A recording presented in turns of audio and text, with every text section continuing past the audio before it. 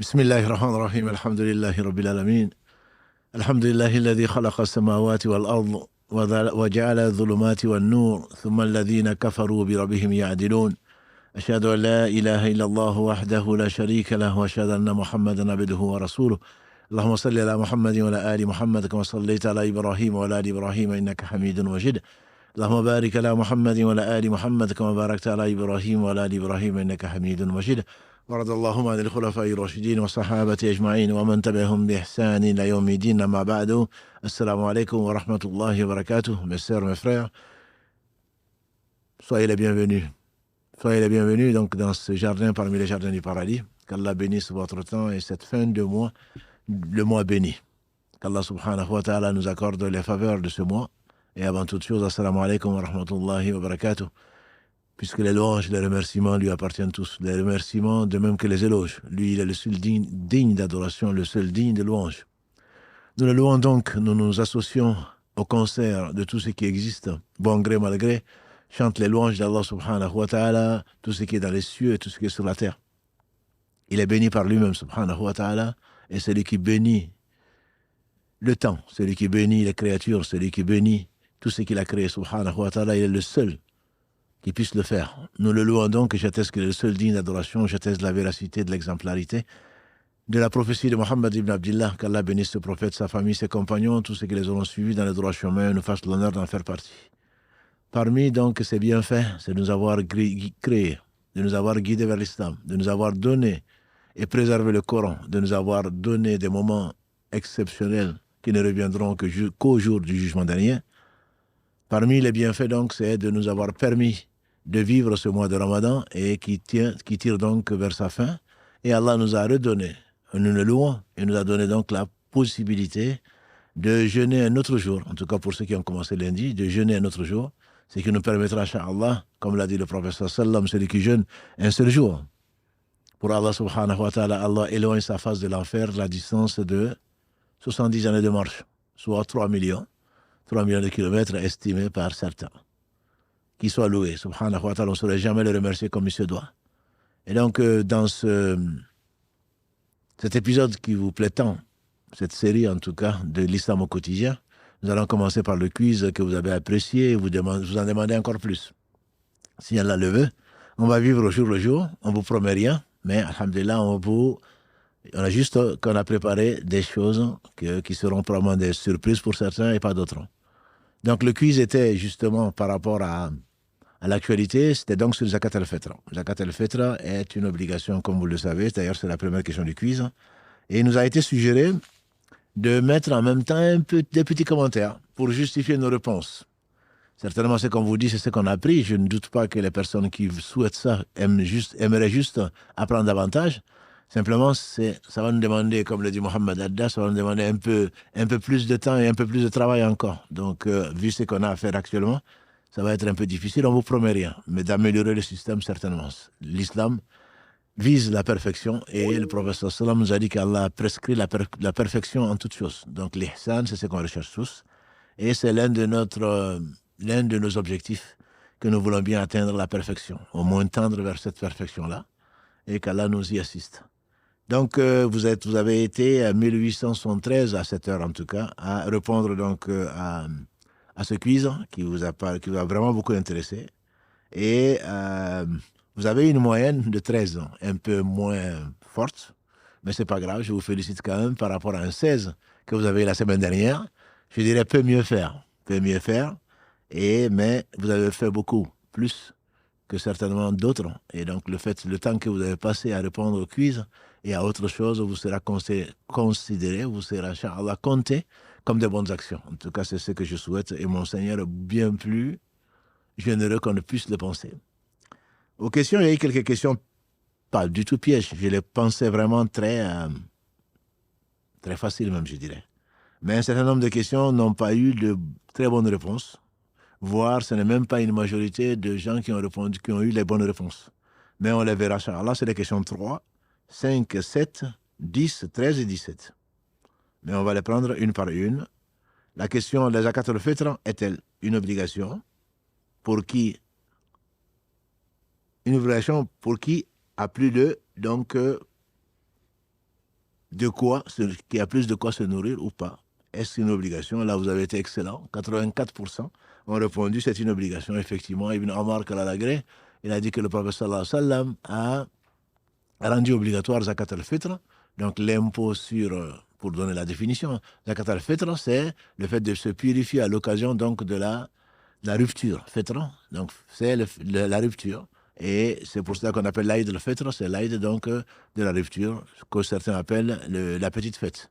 En fait, ce n'est pas la petite fête, c'est une fête parmi les deux fêtes, et donc très importante, alhamdulillah, qu'Allah bénisse Mohammed sallallahu alayhi wa sallam, par qui Allah nous a apporté donc toute perfection dans la pratique. En effet, il est arrivé quand il est arrivé à Médine, Anas disait, il est arrivé à Médine, il a trouvé les Ansar, les Médinois, ils avaient deux fêtes. Il dit, Allah vous a changé ces deux fêtes, ou vous les Ansar, et les musulmans d'après, de partout, et n'importe quand, par deux fêtes meilleures. La fête de la rupture du jeûne, donc fête Zakat al-Fitr, et la fête du sacrifice, à l'occasion donc du pèlerinage. Donc c'est une obligation pour chaque chef de famille, que ce soit pour les enfants, pour les grands, pour les hommes comme pour les femmes, pour les vieillards et tout un chacun. Donc c'est une obligation. Mais on a eu un pourcentage non négligeable, presque 15% qui disent une forte recommandation, comme si on pouvait ne pas payer pour celui qui peut, en tout cas, celui qui a les moyens de se nourrir le jour même, se doit de payer donc la zakat en nourriture, comme on le verra, inchallah. Deuxième question. Donc, la zakat al-fitr est à acquitter par chaque membre du foyer musulman, les seuls jeûneurs, et donc 96% vous avez été, alhamdulillah, ça prouve que vous êtes excellent. Donc, au moins pour cette question-là, elle a acquitté pour chaque membre du foyer. On a dit donc, le prophète sallam a dit, pour petit comme grand, femme comme homme, et donc pour tout un chacun. Troisième question, le responsable de famille doit payer la zakat de tous ceux qui ont mangé dans le foyer pendant le mois de Ramadan. Alors là, vous avez été presque 50-50 à dire oui ou non.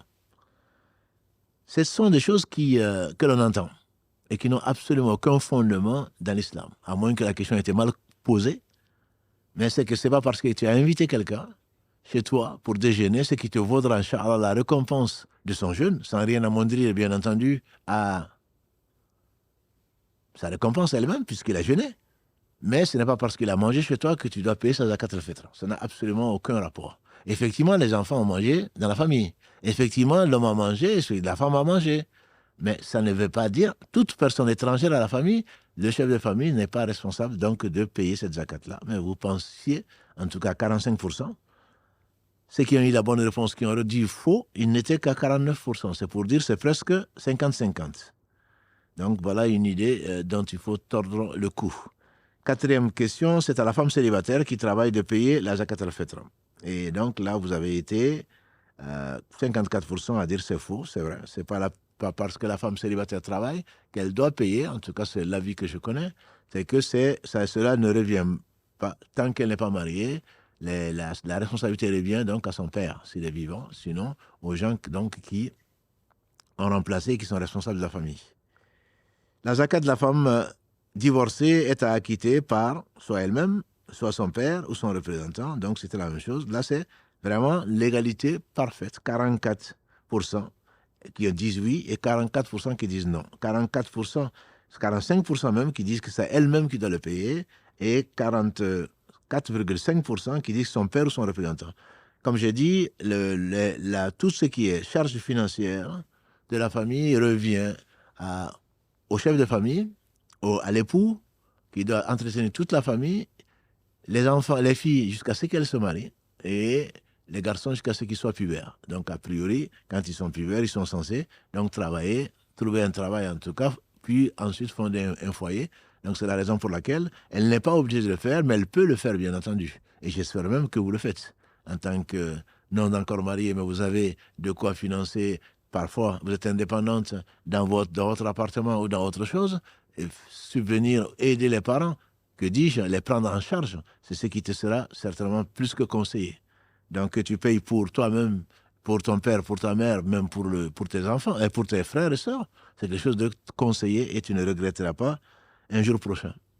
Sixième question, la zakat due par les enfants d'un couple divorcé doit être acquittée par le père, celui qui en a la garde, puisqu'il y a des gardes alternés, celui, celle chez qui il a passé le ramadan. La réponse, c'était un faux piège, c'était bien le père qui est responsable. On a déjà répondu à la question, parce que c'est lui qui est responsable des charges de la famille, et même si donc, ils sont éprouvés par le divorce, il reste que ce sont ses enfants. S'ils sont des enfants, donc, il en est responsable, il sera interrogé sur sa responsabilité, comme l'a dit le prophète sallallahu alayhi wa sallam.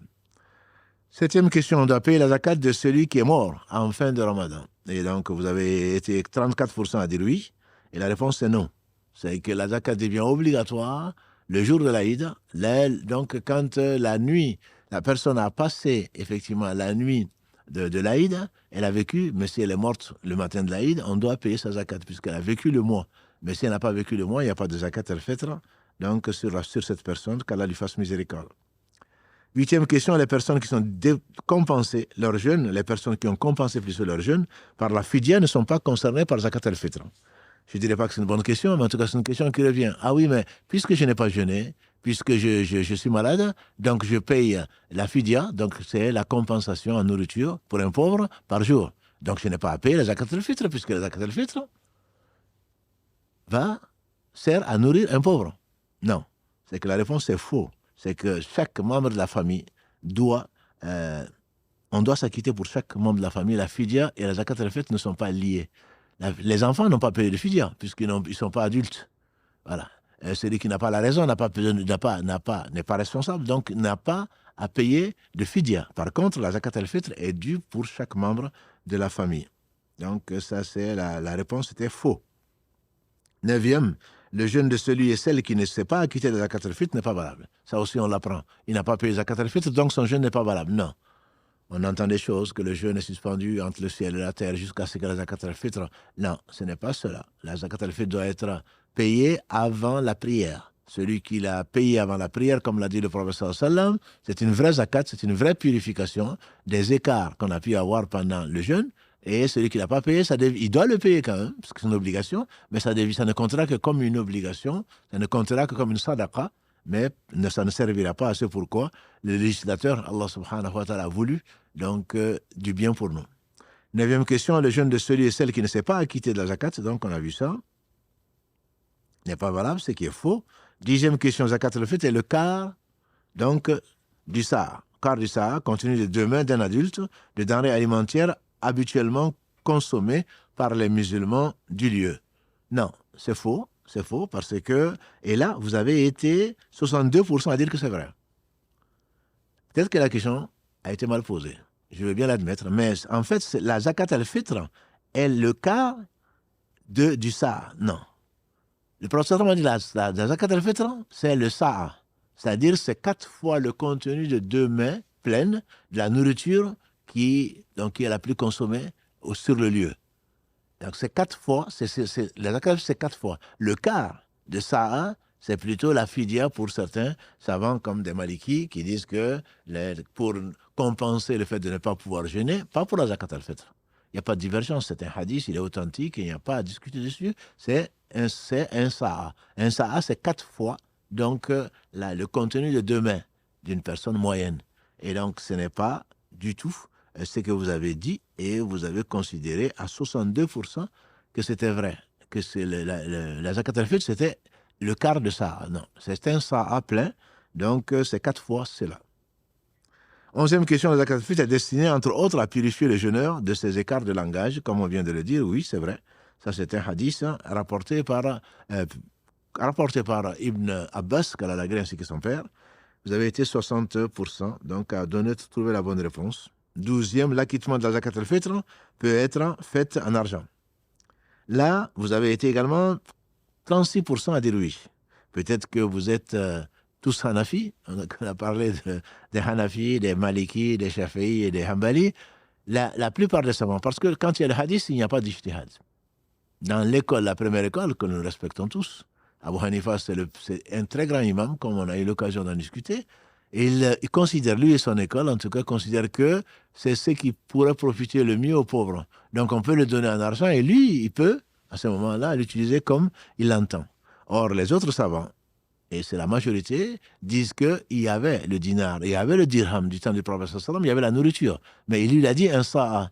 Donc, si on pouvait le changer, il aurait dit un saa ou l'équivalent, ou un saa ou le montant, un saa ou autre chose. Mais là, c'est un saa, c'est 4 fois. Donc, le contenu de demain en nourriture. Et l'avis le plus fort, c'est bien qu'il faut que ce soit en nourriture, en denrée. On peut certainement déléguer, charger quelqu'un d'acheter de la nourriture en lui donnant de l'argent, forcément, mais on ne doit pas donner l'argent directement aux pauvres. Ça, c'est l'avis donc le plus fort. Et c'est d'ailleurs la question numéro 12, l'acquittement de la zakat al-fitr peut-elle être faite en argent? C'est que certainement, directement aux pauvres, non. Confier à un tiers, oui, ça on peut le faire. Confier donc à quelqu'un, ici au mois 31, pour donc le acheter et nourrir une personne. Creuser un puits, alhamdoulilah, non plus. Soigner les malades, non plus. Ça ne fait pas partie de ça. Le professeur m'a dit que c'est une nourriture pour le pauvre. Et donc, ce n'est pas autre chose, destiné à autre chose. 13e question, on peut choisir l'endroit où on donne la zakat al-fitr. La réponse, c'est non. La zakat al-fitr, beaucoup l'envoient au bled, surtout en argent. Non, il ne faut pas l'envoyer en argent. Pour l'avis majoritaire, si on envoie l'argent, ce n'est pas valable, ce n'est même pas valide. Pour l'avis majoritaire des savants. Et le payer, donc l'envoyer quelque part, et en argent, la plupart des savants disent que ce n'est pas valide, qu'il faut le donner en nourriture. Même si, peut-être nous sommes tous Hanafi, je ne sais pas en France, en tout cas, c'est très répandu. Les gens préfèrent ramasser l'argent du quartier presque pour l'envoyer à une tante, à un oncle qui est malade, ou en profiter pour creuser un puits ou je ne sais quel autre projet. Dans l'islam, ça, l'adoration est connue pour être tawqifi, c'est-à-dire on s'arrête là où le législateur, Allah subhanahu wa ta'ala, a décrété et ordonné à son prophète sallam donc de rester sur un ordre. Et il était le premier, bien entendu, à respecter l'ordre. On n'a pas à dire, mais moi je crois que moi je peux, moi je crois, moi je pense que, une fois qu'il y a le verset, Allah a décrété, Allah le dit, subhanahu wa ta'ala, dans la sourate 33, verset 36, وَمَا كَانَ لِمُؤْمِنِينَ وَلَا مُؤْمِنَةٍ إِذَا قَضَى اللَّهُ وَرَسُولُهُ أَمْرًا أَنْ يَكُونَ لَهُمُ الْخِيَرَةُ مِنْ أَمْرِهِمْ. Il n'appartient ni aux croyants, ni à la croyante. Une fois qu'Allah a décrété une chose, qu'ils aient le choix. Une fois qu'Allah a décrété son messager en matière d'adoration, il n'y a pas d'ijtihad quand il y a un hadith ou qu'il y a un verset. Donc la réponse n'était pas la bonne. On ne peut pas le faire n'importe où. Pour des circonstances exceptionnelles peut-être, comme aujourd'hui à Gaza ou ailleurs, où la sécheresse et la famine menace, dénoncée par tous. Et la famine menace donc ces gens, comme ça sévit déjà dans des pays comme l'Éthiopie, en Afrique orientale ou même ailleurs, même dans le Sahel, c'est possible, peut-être ponctuellement, d'envoyer ça là. Mais ce n'est pas du tout à envoyer à ses parents ou autre chose parce qu'ils sont plus pauvres que d'autres. Ce n'est pas l'avis des savants. La zakat al-fitr, 14e question, doit être acquittée le 27 Ramadan, la prière de l'Aïd, avant plutôt le 27 Ramadan ou avant la prière de l'Aïd. Le prophète sallam dit qu'elle doit être acquittée avant la prière de l'Aïd. Il lui-même acquittait sa zakat et ensuite il allait prier. Donc on a dit celui qui l'acquitte avant la prière, a dit le prophète sallam, c'est une zakat, alors que celui qui le fait après, c'est une sadaqa, simple sadaqa. 15e question, celui ou celle qui n'a pas de quoi manger le jour de l'Aïd doit payer la zakat quitte à emprunter au besoin. Non. La yukallifu Allahu nafsan illa wusaha, verset 286 de la sourate al-Baqarah, Allah ne charge aucune âme au-dessus de ce qu'elle peut supporter. Si elle n'a pas de quoi manger, bien sûr qu'elle est dispensée. Elle est dispensée jusqu'à ce qu'elle en ait. Si par contre, si je pense que c'est la question 16, est-ce qu'on peut recevoir qu'une fois la zakat al-fitr? Non, c'est faux. Vous avez été nombreux, 70% à savoir que c'est faux. On peut recevoir plusieurs fois, mais une fois que l'on reçoit zakat al-fitr, qu'on a de quoi manger, à ce moment-là, celui qui a reçu 17e question, plus de zakat al-fitr qui en a besoin, et il n'a pas droit, plutôt de charge, doit s'acquitter de la zakat, oui. Puisque toi, tu as eu à manger aujourd'hui, et ton frère n'a peut-être pas eu de quoi manger, donc Allah t'impose, par la bouche de son prophète sallam, de nourrir un pauvre. Donc toi, tu étais pauvre, certes, mais il y a plus pauvre que toi. Donc si tu as reçu plus que cela, tu dois donc t'acquitter de la zakat, contrairement à celui qui est complètement démuni. Celui-là n'a pas de péché et il ne doit pas emprunter pour le faire, à moins que ce soit pour autre que Allah, comme on le fait souvent. Malheureusement, on vit pour les gens. Et donc, ah oui, mais il n'a pas de zakat, donc il est si pauvre que ça, etc. Les commentaires, les voisins et les autres commentent, et ça, non. Ça, c'est interdit. 18e question. J'ai commencé le jeûne du Ramadan à l'étranger, un jour après mon pays de résidence. D'ailleurs, une question qui est récurrente et qui a même été posée à l'écrit. Une fois de retour, je fête avec les musulmans de mon pays. Je finis le Ramadan avec ceux avec qui j'ai commencé. Non, je fête avec les musulmans. Notre fête, a dit le prophète sallam, c'est la fête de la communauté, là où on vit. Notre jeûne, c'est on jeûne avec la communauté. C'est pour cela, Inch'Allah, qu'on va faire la fête, Inch'Allah, mercredi matin, avec la communauté, peut-être avec le monde entier pour une fois, que l'on soit tous unis, au moins le jour de la fête, en espérant que le reste suivra. 19e question, donc je dois plusieurs jours de jeûne et souhaite les rattraper en poursuivant le jeûne sur ma lancée, bien, tant qu'à faire. Je peux jeûner le jour de l'Aïd, je ne dois pas jeûner le jour de l'Aïd. La question, alhamdulillah, c'est je ne dois pas jeûner le jour de l'Aïd. Si je jeûne, le jeûne n'est pas valable et j'ai fait un acte interdit. C'est comme une femme indisposée, par exemple, qui se met à prier. Allah l'en dispense et Allah lui l'interdit. Donc il y a des jours de jeûne qui sont interdits. C'est le jour des deux fêtes. Le jeûne est interdit. On n'a pas à le faire. Si on le fait, on commet un péché et ce n'est pas accepté en plus. Dernière question, le jour de l'Aïd, je souhaite jeûner jusqu'au retour de la prière de l'Aïd sur ma lancée. Et donc la réponse est cela n'est pas déconseillé.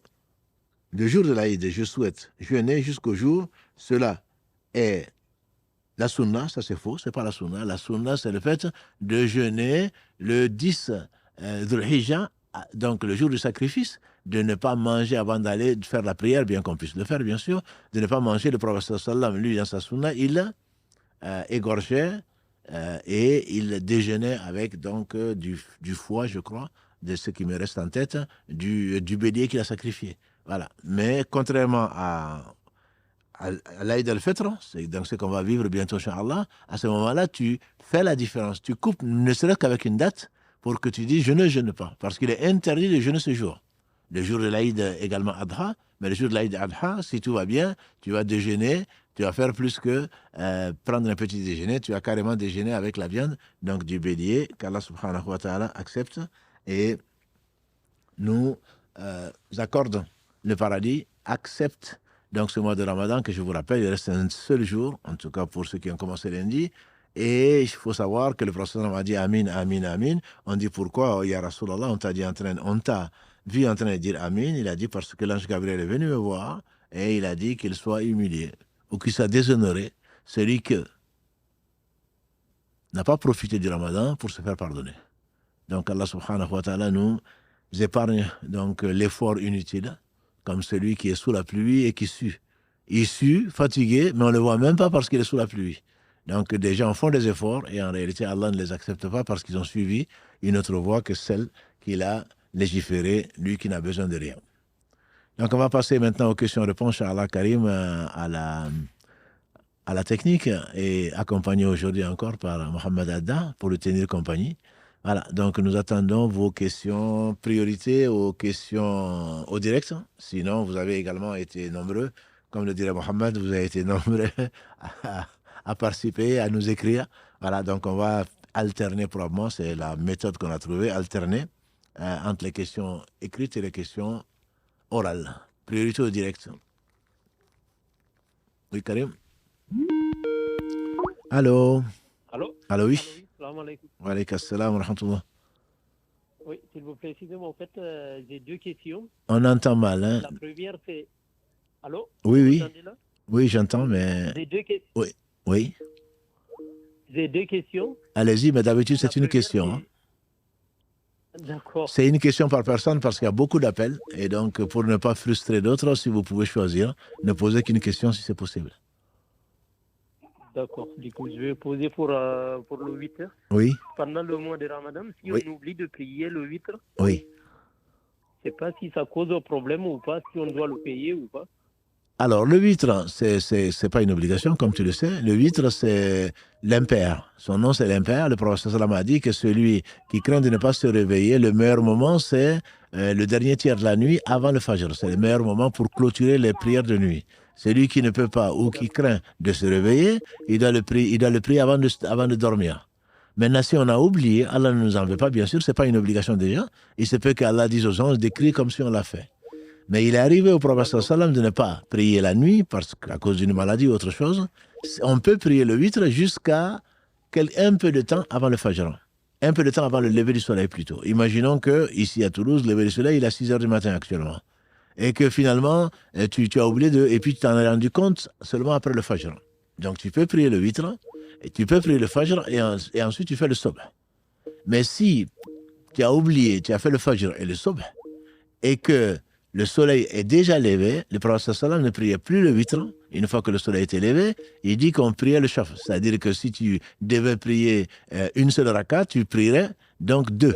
Et si tu devais prier 3 rakas, tu priais plutôt 4. Donc on le fait le pair. Le witr est là pour pour clôturer les prières de nuit. Voilà. Donc ce n'est pas, même si on oublie, on peut le faire jusqu'au dohr. Mais une fois que le dohr est passé, ce n'est pas le witr de toute façon. On le rend pair, mais on rattrape les prières qu'on a oubliées, mais on le fait en pair et pas en witr. D'accord. Barakallahu fik pour la question. Et désolé de... Salam alaikum. Voilà. Alayka salam wa rahmatullahi wa barakatuh. Alors, on va prendre une question écrite. Donc, doit-on rattraper les jours de Ramadan avant les 6 jours de Shawwal? Ça, c'est la question qui revient très, très souvent. Et je comprends effectivement les gens qui doivent rattraper qui ont eu des excuses ou même qui ne pouvaient pas jeûner pendant quelques jours, comme nos sœurs indisposées. Et il faut les 6 jours de Shawwal, on va rappeler rapidement.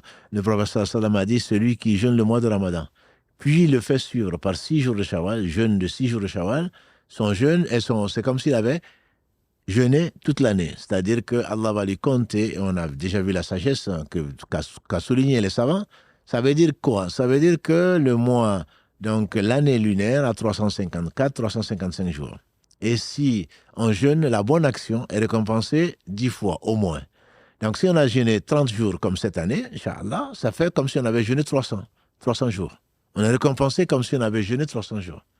Donc si on jeûne 6 autres jours, ça va faire comme si on avait jeûné 60 autres jours. Donc ça fait comme si on avait jeûné 360 jours. Donc c'est comme l'année lunaire qui a donc 354, 355 jours. Alors, si tu veux rattraper d'abord les jours de Ramadan, c'est ce qui correspond à l'esprit du hadith. Parce que le prophète a dit, celui qui jeûne au Ramadan, puis le fait suivre. Si tu commences par les 6 jours de Shawwal, parce que l'important c'est, les 6 jours de Shawwal ne sont pas obligatoires, alors que les dettes, si tu dois jeûner, rattraper les jours de Ramadan, ce sont des dettes. C'est une obligation. Entre autres, c'est si tu meurs, on devra compenser cela. Et autre chose, c'est que tu peux prendre l'intention d'un jeûne surrogatoire même après le Fajr. Alors que quand tu rattrapes un jeûne obligatoire, ou quand c'est une obligation comme le Ramadan, tu dois avoir l'intention avant le Fajr. Donc tout ceci ne te permet pas, ce n'est pas des jeûnes qui sont compensatoires, c'est un jeûne qui est surrogatoire, c'est la cerise sur le gâteau, tu payes d'abord, le fond, ce qui est obligatoire. Et donc le prophète, le hadith, il est clair, celui qui jeûne le mois de Ramadan, puis donc il le fait suivre par 6 jours qui ne sont pas obligatoires, à ce moment-là, c'est comme s'il avait jeûné toute l'année. L'avis majoritaire, et probablement l'avis le plus fort, c'est qu'on rattrape d'abord les dettes, et ensuite, si Allah veut que l'on soit en bonne santé et que l'on puisse jeûner 6 jours de Shawwal, il reste encore 6 jours de Shawwal, alors très certainement on le fait. Et c'est l'avis certainement le plus fort. Allô, oui. Allô? Allô, salam alaikum. Alayki salam wa rahmatullah.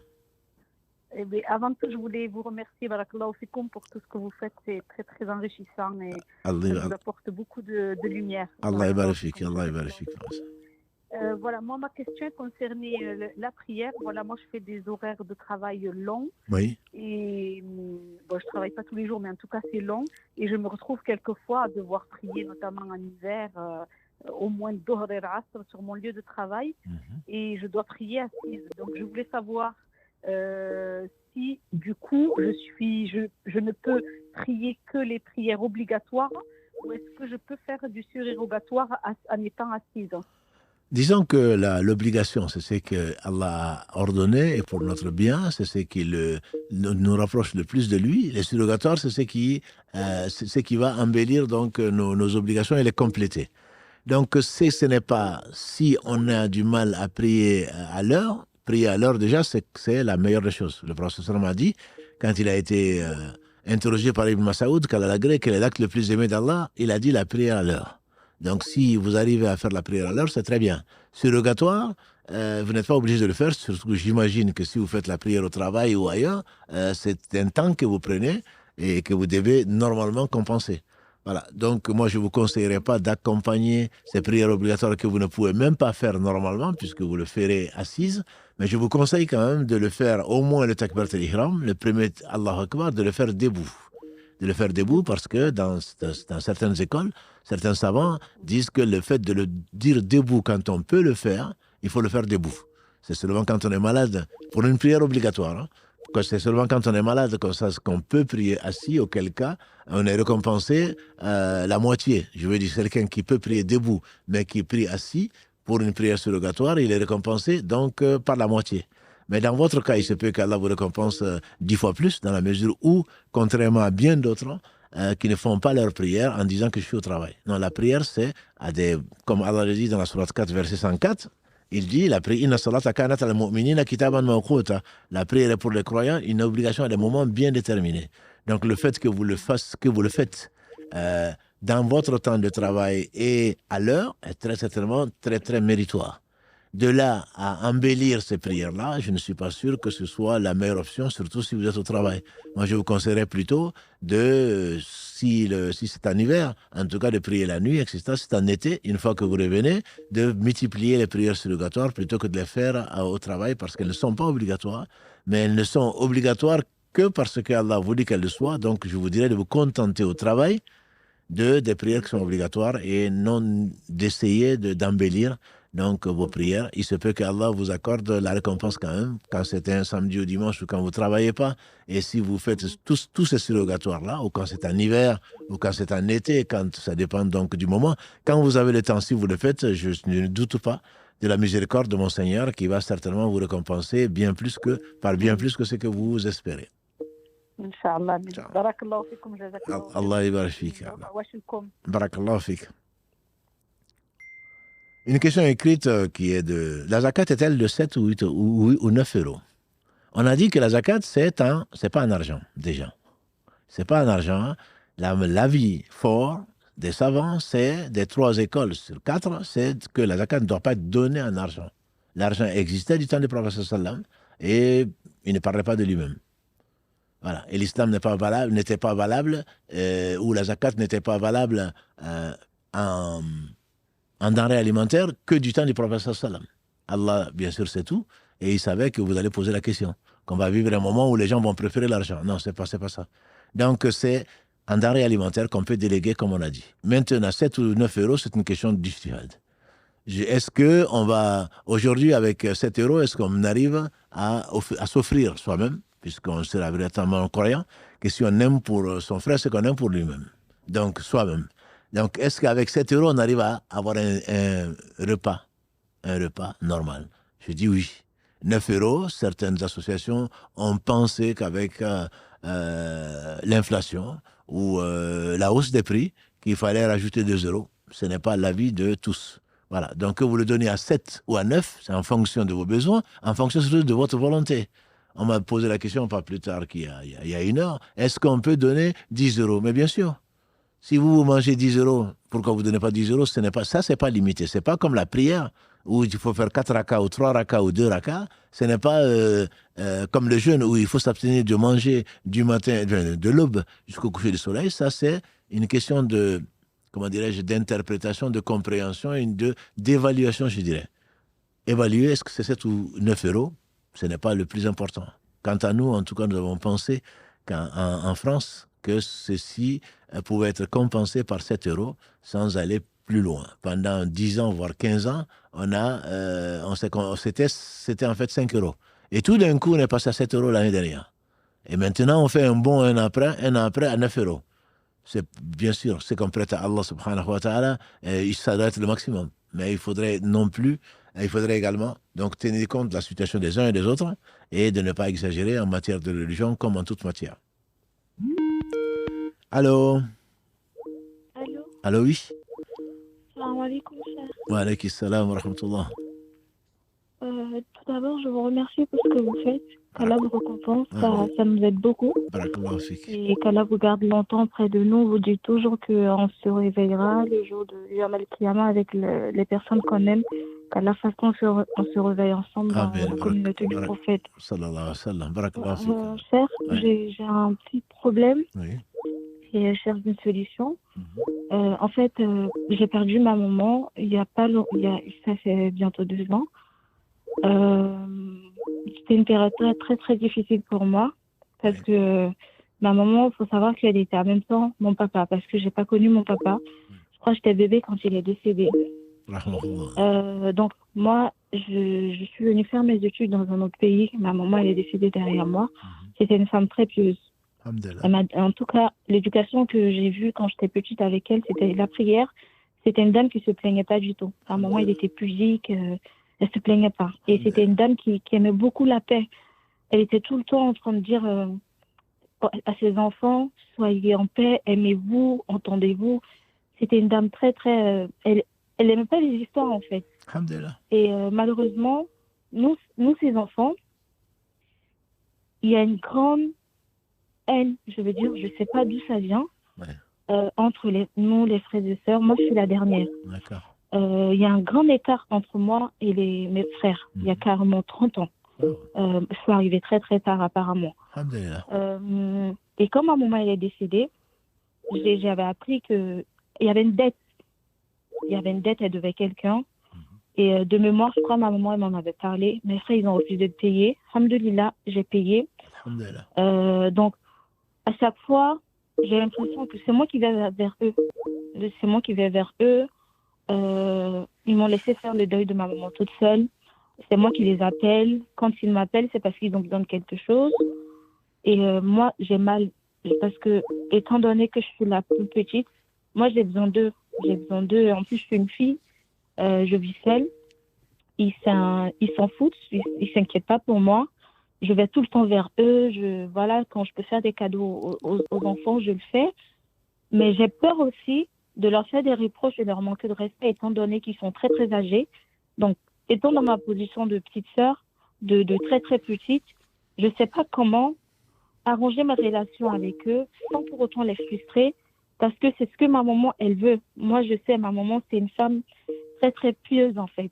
Elle serait très, très contente de voir que ses enfants ont de très bonnes relations. Et je suis dans une position aujourd'hui, je me sens très mal de voir que mes frères et sœurs s'intéressent à moi que quand ils ont un besoin, mais ils s'en foutent de ce que je fais.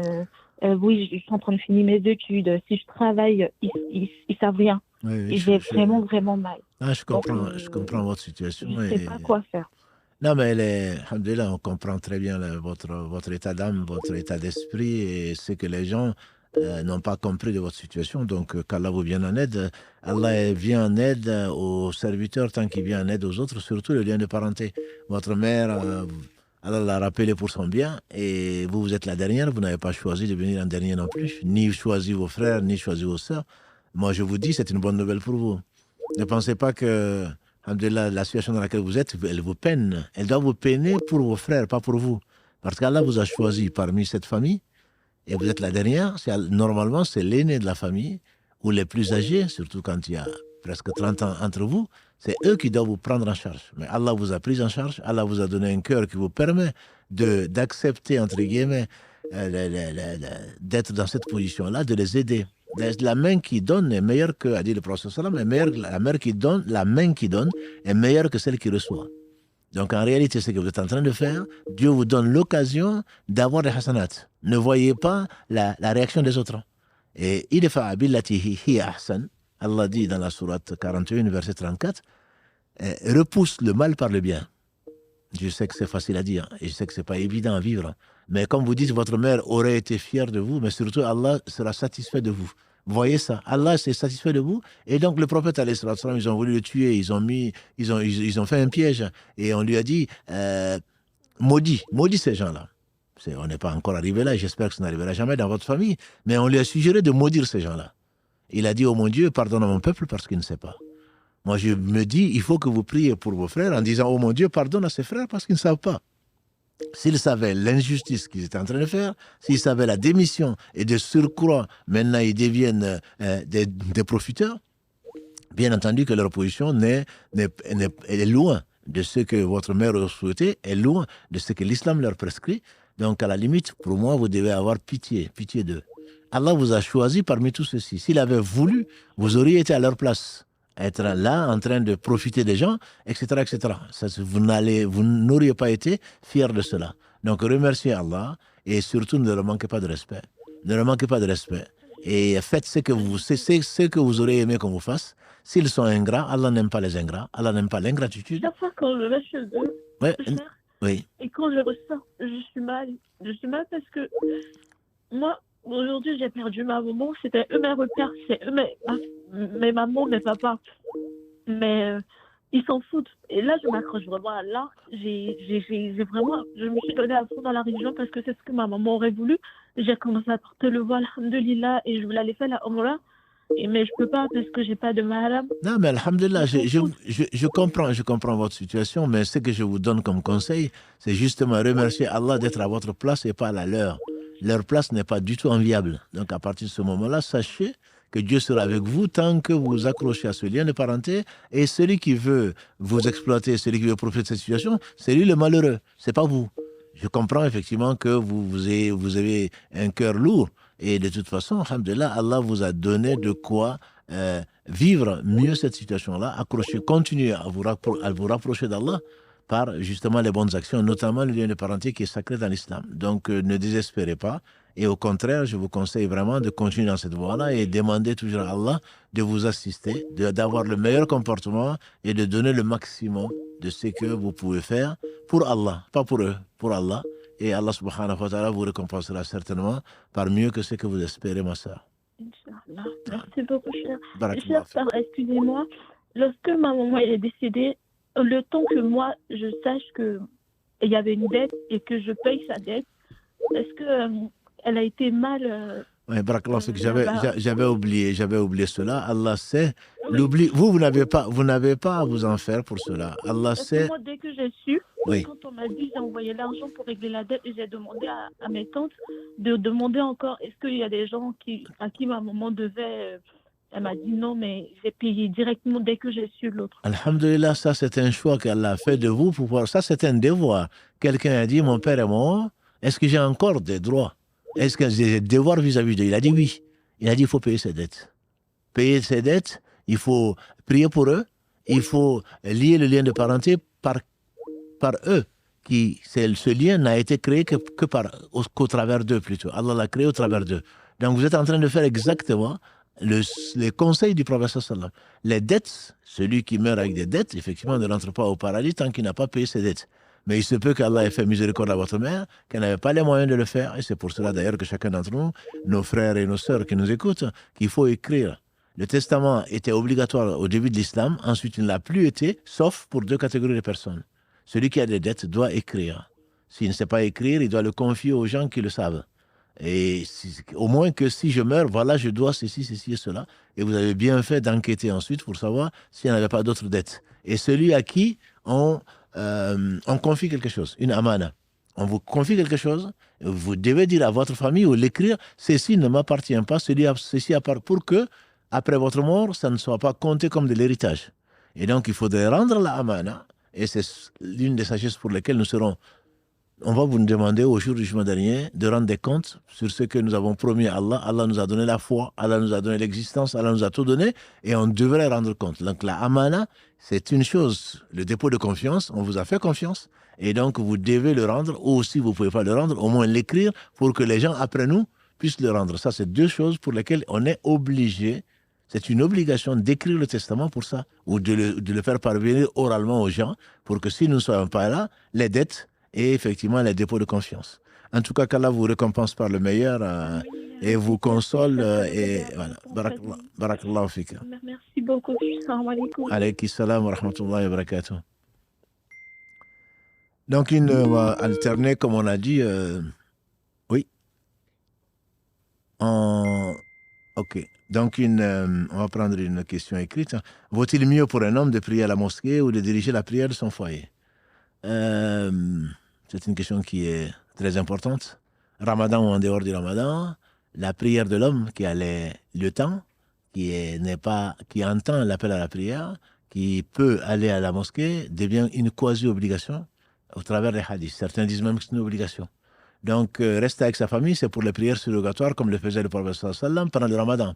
Il réveillait sa famille pour les rechercher la nuit du destin, mais la prière, les 5 prières, c'était bien entendu à la mosquée. Et le prophète sallallahu alayhi wa sallam, notre mère Aïcha, qui disait, quand on lui a demandé que faisait le prophète sallallahu alayhi wa sallam, c'est le modèle, qu'est-ce qu'il faisait?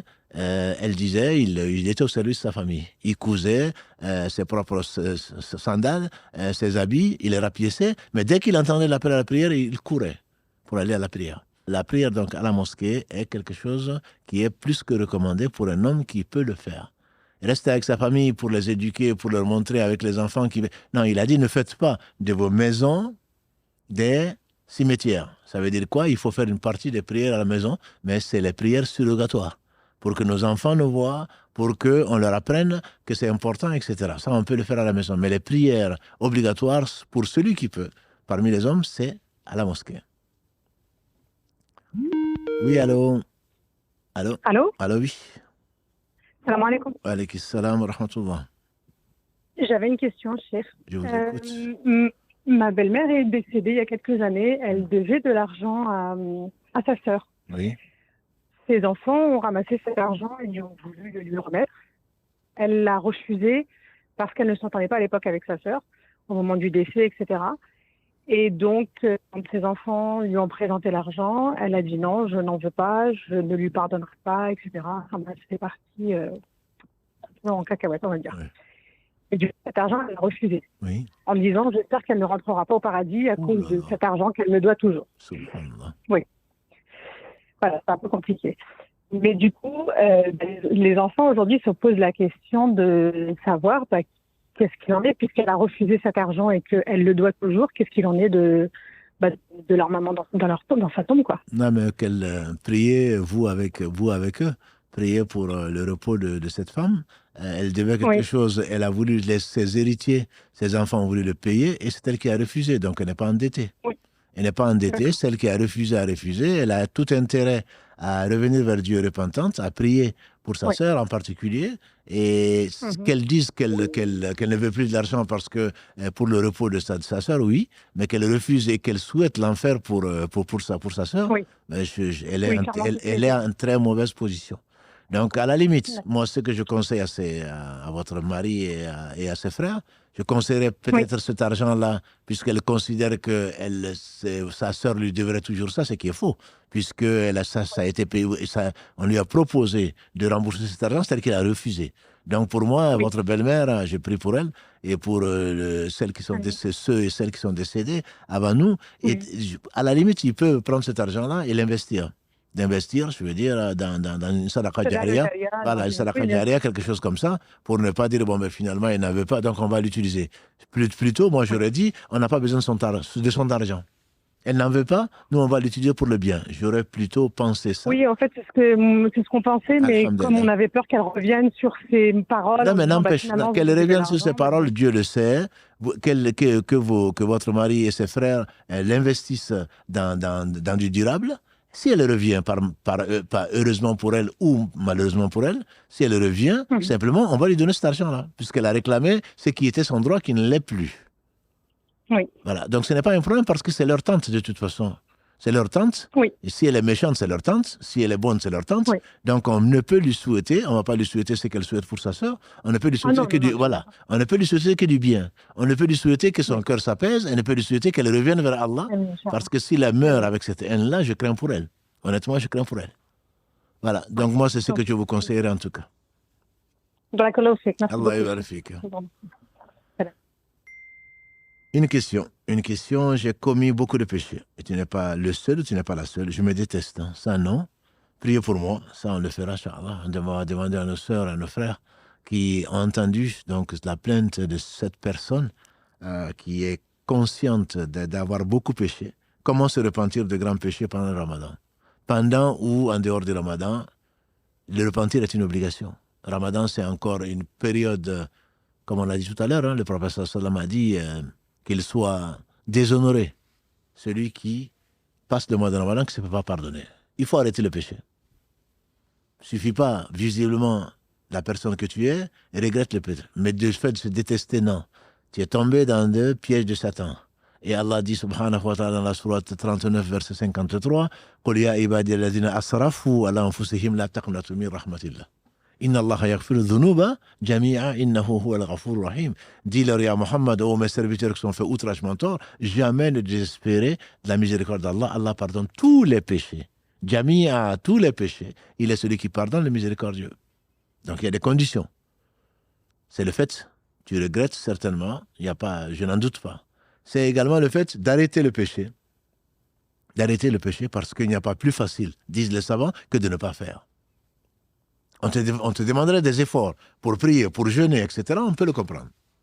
Ah, moi, j'y arrive pas, mais on te demande de ne pas faire une chose pour ton intérêt. Donc, il faut être déterminé à ne plus jamais le faire. Déterminé, avec l'aide d'Allah subhanahu wa ta'ala, de ne plus jamais le faire et prendre le droit chemin.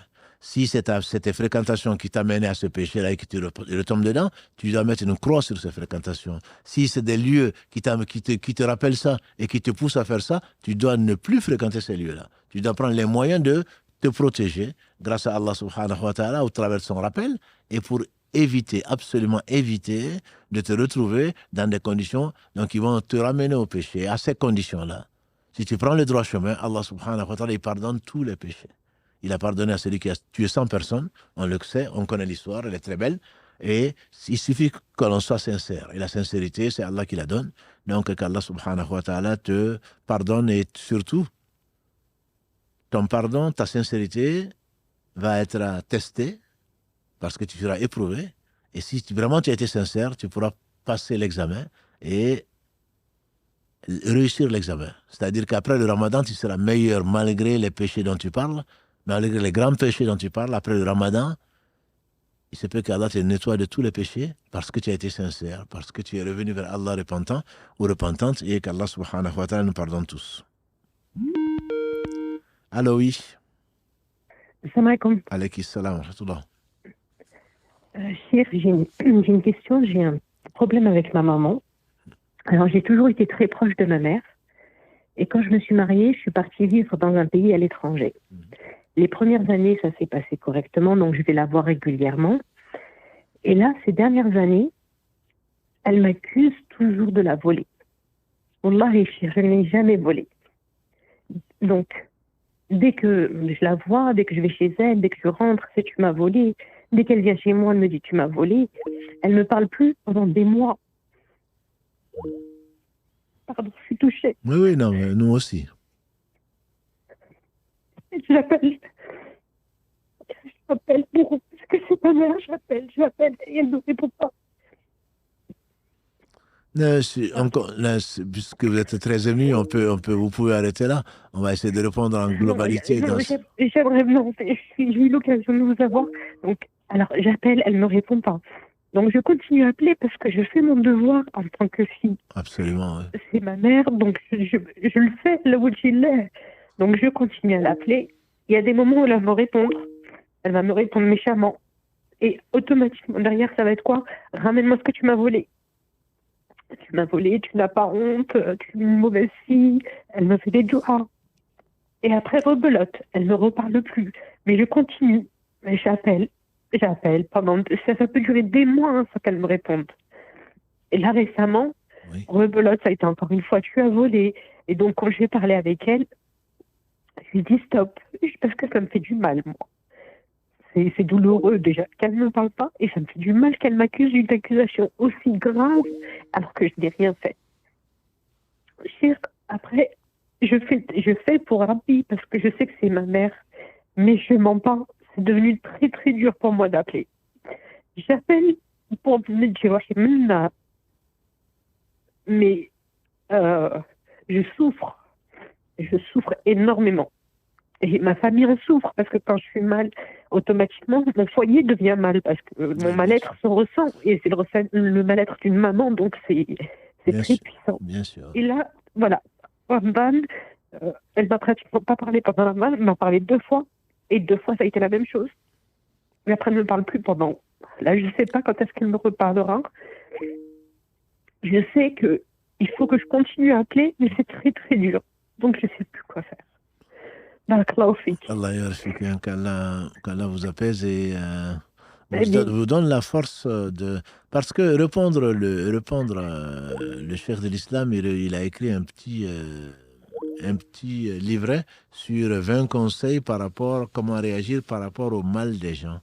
Et je vous le conseille. Vraiment, il faut d'abord savoir que c'est le destin. C'est la première réaction. Si Allah l'a voulu, c'est que c'était déjà prévu. Voilà, c'était déjà prévu. Donc, il faut accepter que vous n'avez pas choisi votre mère et elle ne vous a pas choisi certainement. Donc, il faut déjà accepter et demander à Allah de vous aider. Et ensuite, vous posez la question de savoir pourquoi cette femme agit ainsi. Il faut prier pour elle. C'est votre mère, elle a souffert pour cela. Comment est-ce qu'on peut mettre un enfant au monde et la traiter comme ça? Donc, je crains que ce soit une maladie. Je crains que ce soit une maladie, mais je crains aussi que vous ne puissiez pas, pour elle, grand-chose, vos rapports, et si ce n'est des prières. Donc, si les personnes qui sont autour de vous, je pense, devraient quand même l'aider. En vous aidant, c'est avant tout en aidant une personne qui est en train de s'égarer. Si elle est responsable de ce qu'elle fait, c'est extrêmement grave. Si, par contre, elle est schizophrène ou je ne sais pas ce qui lui arrive, qu'Allah lui pardonne. Moi, ce que je vous conseille, c'est vraiment je de ne sais pas. Voilà, moi non plus. Mais ce que je vous conseille vraiment... Je fais des doigts. Voilà, exactement. Parce que je me dis peut-être, c'est avec l'âge, parce que même religieusement, Rabbi nous a dit de prendre soin de nos parents Tout à quand ils fait, étaient à tel âge. Tout à fait. Et donc, avec l'âge, Oui, les parents, je vous entends, c'est très dur. les parents deviennent difficiles et parfois ils perdent la tête. Et je pense honnêtement, sincèrement, je l'espère même, qu'elle est malade. Je l'espère pour elle. Parce que ce n'est pas parce que vous êtes sa fille qu'en faisant mal à un croyant, Dieu seul sait combien ça représente comme péché. Donc, je ne vous conseille pas du tout de rentrer dans son jeu, entre guillemets. Vous savez que c'est faux, ça vous suffit. On a calomnié notre mère Aïcha. On a insulté le prophète sallam. Donc, pensez à ça. Pensez que ce n'est pas forcément parce que Allah ne vous aime pas ou que vous êtes maltraité. C'est prier pour elle. Moi, je dis, ayez prié. Après, je me dis, Oui. oui, je me dis, pour l'instant, je me dis, Rabbi, j'aurai ma récompense parce Exactement. que j'en souffre. Exactement. Et que je me dis, peut-être, ça sera une des voies pour le paradis. Mais je ne mens pas, Chira. Je vais être honnête, il y a des moments où je me dis, il faut que tu arrêtes d'appeler. Non, ça c'est shaitan, ça. C'est que si, le prophète m'a dit, Man kana yu'minu billahi wal yawmil akhir falyaqul khayran aw liyasmut. C'est lui qui croit en Allah au jour du jugement dernier, qui disent du bien ou qui se taisent. Là, vous êtes dans l'erreur. Ça, c'est shaitan qui vous pousse. Tout le bien que vous avez fait peut être annulé par ça. Donc, faites attention. Si vraiment, quand vous l'appelez, vous vous attendez au pire, mais surtout, tenez à la première intention. Sachant que c'est votre mère, si elle est malade, qu'elle la guérisse, à la limite, si elle commence à vous insulter, ne raccrochez pas. Je dirais même que je vais plutôt éloigner le téléphone pour que vous n'entendiez pas ces insultes. Et en fait, quand c'est la fini, vous raccrochez. Et vous ne savez pas combien Allah va vous récompenser pour cela. C'est ça la patience. Si le lien de parents, on a tous des mères qui sont excellentes, on a tous des enfants qui sont parfaits, et Allah c'est le parfait, on n'aurait pas de mérite. Hein? C'est des épreuves. Le lien de parenté est sacré, Allah a aimé le lien de parenté. Non, mais c'est dur, bien sûr. Si ce n'était pas dur, je disais souvent, si ce n'était pas dur, il n'y aurait pas de mérite. Allah a créé le paradis et il a orné de difficultés, au point que l'ange Gabriel, quand il a vu ça la deuxième fois, il a dit, oh mon Dieu, je crains que personne de ses serviteurs ne rentre au paradis. Donc voilà, c'est peut-être votre paradis. Pas dans le sens de elle vous a mis au monde et elle vous a aidé, etc. Mais les difficultés que vous rencontrez, voilà, c'est une épreuve. Prenez-le comme tel et vous n'allez pas le regretter. Surtout, ne réagissez pas. Ne la remballez pas. Ne l'insultez pas. Ne le dites pas un mot. Alors, qu'est-ce qu'Allah nous dit dans la sourate 17? Que vous connaissez, votre Seigneur, ton Seigneur a décrété que vous n'adorerez que lui et de l'excellence avec père et mère. Dans le verset suivant, il dit s'ils arrivaient à vieillir auprès de vous, ne leur dites même pas ouf. Et les Arabes disent, enfin les commentateurs savants disent, ouf, c'est le mot arabe le plus léger. S'il ne faut pas leur dire ouf, que dire alors de dire arrête? Non. Donc, c'est un piège satanique. Si vous arrivez à pleurer, c'est normal, que le cœur soit lourd certainement, mais ne dites pas un mot mal placé. Elle va l'utiliser, son Satan va l'utiliser, et il se peut qu'Allah accepte ces invocations parce que vous avez désobéi à Allah, vous aurez désobéi à Allah en envoyant promener votre mère. Et ça, c'est une grosse épreuve pour vous, et qu'Allah subhanahu wa ta'ala vous assiste dans cette épreuve et dans les autres. Barakallahu fik. Donc, on va reprendre une question écrite. Est-il, on va tomber la même chose, hein, est-il permis donc d'invoquer pour la punition de quelqu'un? Il est permis. Il est permis d'invoquer pour la punition de quelqu'un, parce qu'elle nous a fait très mal. Comme cette sœur, comme l'autre sœur aussi qui a parlé de ses frères, etc. Il est permis. Simplement, Allah dit dans la sourate 16, versets 126 et 127, وَإِنْ أَعْقَبْتُمْ فَأَعْقِبُوا بِمِثْلِ مَا أُعْقِبْتُمْ بِهِ وَلَئِنْ صَبَرْتُمْ لَهُوَ خَيْرٌ لِلصَّابِرِينَ وَاصْبِرْ وَمَا صَبْرُكَ إِلَّا بِاللَّهِ. Allah dit, si vous vengez, ne dépassez pas la limite. Mais si vous patientez, c'est mieux pour vous. C'est-à-dire qu'il ne faut pas penser. Ma mère me disait, qu'Allah lui fasse miséricorde,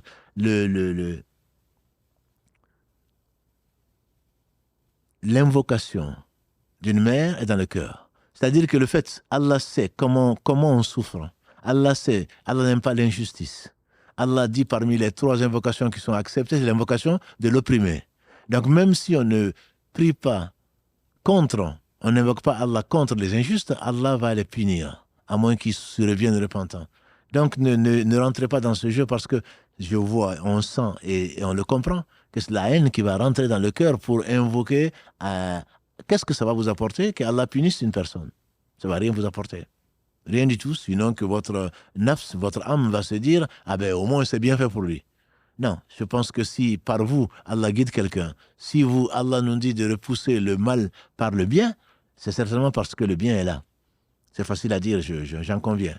Mais ce que je vous conseille, c'est vraiment de ne pas invoquer. Mais si vous invoquez, c'est possible. Le prophète sallam a invoqué à toutes les prières, aux 5 prières, de jour et de la nuit, contre ceux qui ont assassiné des compagnons qu'il a envoyés pour... Certains ont prétexté qu'ils sont rentrés dans l'islam. Ils ont demandé au prophète sallam de leur envoyer des lecteurs du Coran, des gens qui connaissaient le Coran, pour leur enseigner. Ils les ont trahis.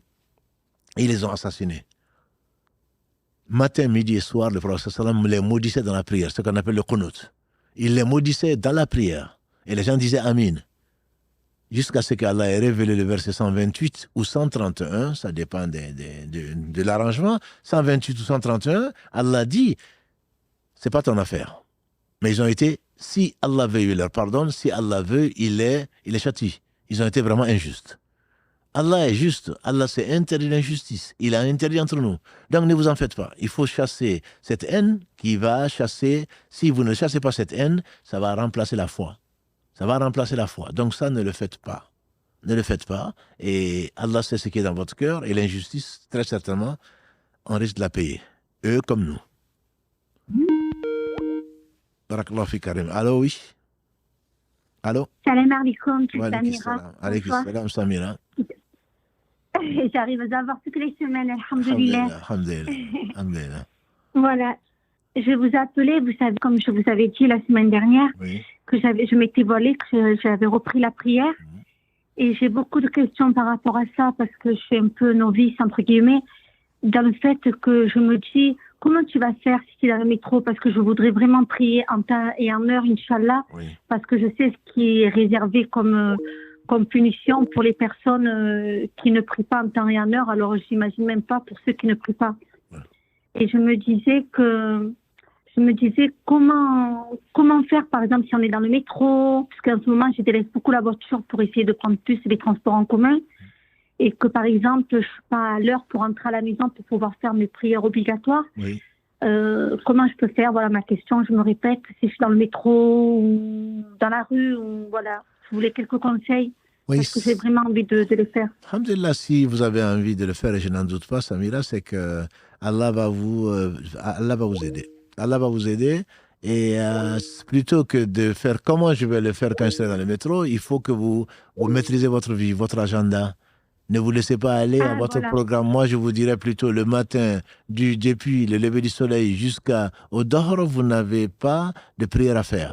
Et donc, essayez de faire au maximum vos courses et tout ce que vous avez à faire la matinée. Et l'après-midi, vous serez un peu plus libre. Voilà, plutôt que de vous laisser aller, j'ai des courses, il y a des soldes à faire, mais il faut que j'y aille. Non, il ne faut pas que j'y aille. De m'organiser. Absolument, c'est question d'organisation. Et voilà, et c'est Allah qui va vous assister dans cela, et vous verrez que tous les problèmes de prière et le reste seront Inch'Allah, résolus. Inch'Allah, ça me tracassait. Je me disais peut-être c'est c'est Chétan qui, dans ma tête, me dit, mais moi, je veux pas, je rejoins la sœur quand elle parlait de la récompense et je me dis qu'on n'a rien sans rien, qu'il faut œuvrer pour avoir le paradis. Absolument. C'est sûrement Shaitan qui vous amène ça. Mais le problème, c'est que la solution, elle est là. Organisez-vous, Inch'Allah, et Allah va vous faciliter le reste, Inch'Allah. Merci beaucoup, Barakallah aussi. Allah Merci. Allah Merci, ça m'a fait du bien. J'ai prié Allah pour tomber sur vous ce soir. Alhamdulillah. Eh bien, il m'a exaucé. Alhamdulillah. Barakallah aussi. Allah yabarak fik, Samira. Barakallah fik. Comment se débarrasser Comment se débarrasser d'une amulette? Amulette, c'est un bon français pour dire les gris-gris. Et il y en a beaucoup, effectivement, que ce soit par la sorcellerie, que ce soit pour avoir de l'argent, pour avoir un mari, pour avoir des enfants, pour avoir je ne sais quoi d'autre. C'est de l'association pure. Et c'est forcément une dépendance dont on ne doit pas être fier. Et Allah interdit qu'on lui associe quoi que ce soit. Et donc, une amulette, ce sont ces choses-là donc, que l'on porte, pensant que ça va nous être un porte-bonheur. Et ça, c'est interdit. C'est interdit dans l'islam. Ce que je conseille à tout un chacun, c'est de les détruire. On les détruit, soit si c'est des papiers, etc., on les brûle, c'est ce qui est conseillé, soit on n'arrive pas à les brûler, on prend de l'eau, on lit la Fatiha, que tout le monde connaît, en tout cas nos auditeurs, et ensuite on les verse sur la chose pour la désactiver, entre guillemets, et après on la brûle, ou alors si on ne peut pas la brûler, on la jette.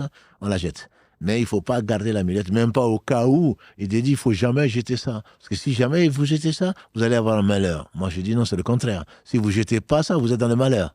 Donc, il faut le faire. Il faut faire confiance en Allah et il faut jeter ces choses-là, ou les brûler plus exactement, pour que notre cœur soit purifié de l'attachement à autre qu'Allah subhanahu wa ta'ala. Nos malheurs viennent de là. On a choisi ce bas monde par rapport à l'au-delà. On a choisi les créatures de Dieu par rapport au Créateur. On met l'espoir sur les créatures au lieu de les mettre sur le Créateur. Donc nos malheurs, nous sommes déjà dans le malheur en ayant cette façon de penser et par conséquent, il faut vraiment s'en débarrasser. Allô, oui. Allô. Allô, assalamu alaikum. Alaykum salam. Vous pouvez arrêter, s'il vous plaît, votre appareil, soit le téléphone, soit la télé. Je me déplace. Oui, d'accord, Charles. Je suis contente de pouvoir avoir une occasion de vous demander quelques questions. Barakallahu fik. On va s'arrêter à la première sûrement parce qu'il y a beaucoup de gens qui attendent, mais allez-y. Oui. Et j'ai une question à demander parce que moi, je suis une femme de 43 ans. Oui. Je suis mariée depuis 23 ans. Et depuis 5 ans, je demande le divorce du papa de mes enfants. Oui. Mais il me refuse ce divorce. Oui. Et mes parents me disent toujours, il faut patienter, il faut accepter cette difficulté par rapport à ton mari qui te refuse le divorce. Il faut patienter. Et j'ai beaucoup patienté. Et le papa de mes enfants ne donne rien à ses enfants. Pas de nourriture, pas de soins, de rien. Donc, vraiment, j'ai du mal à patienter encore des années. Je ne sais pas quand ou comment il va accepter cette situation. Et je ne veux plus rester dans ce mariage parce que je me sens vraiment mal au cœur. Une fois, quand je le vois, j'ai toujours mal au cœur. J'ai des rappels de ce qu'on a vécu pendant toutes ces années. Si c'était une trahison, je ne sais même pas comment l'exprimer, mais... Non, mais j'ai du mal à patienter. Oui, votre douleur, non, vous avez patienté certainement, mais la patience a des limites. Simplement, il faut essayer de les repousser grâce à Allah. La patience, a dit le prophète sallallahu alayhi wa sallam, rien n'a été donné de plus vaste et de plus utile que la patience. Donc, vos parents vous conseillent de patienter, ils ont raison. Ils ont raison parce que je ne connais personne qui a patienté et qui a regretté de l'avoir fait.